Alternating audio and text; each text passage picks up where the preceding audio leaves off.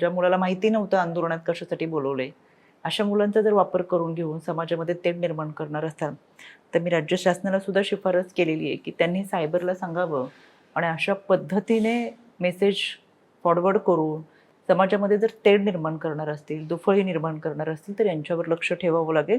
कारण की सातत्याने त्यांची जी विधानं येतात ती महाराष्ट्र पेटेल, महाराष्ट्र दंगली होतील अशी विधानं येतात. कदाचित उद्या जर महाराष्ट्रात काही झालं तर त्याला सर्वस्वी हे लोक जबाबदार असतील.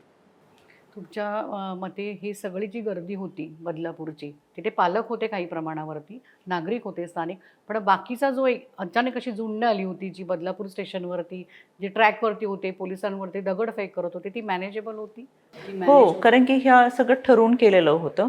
मला स्वतः त्या मुलाच्या आईने सांगितलं, की ज्या मुलाला आईला माहीत नाहीये मुलगा कुठे चाललाय आणि मुलाला फोन येतो आणि मुलगा जातोय. त्याच्यामुळं त्या मुलाची आई म्हटली, की आम्हाला काहीच माहीत नव्हतं.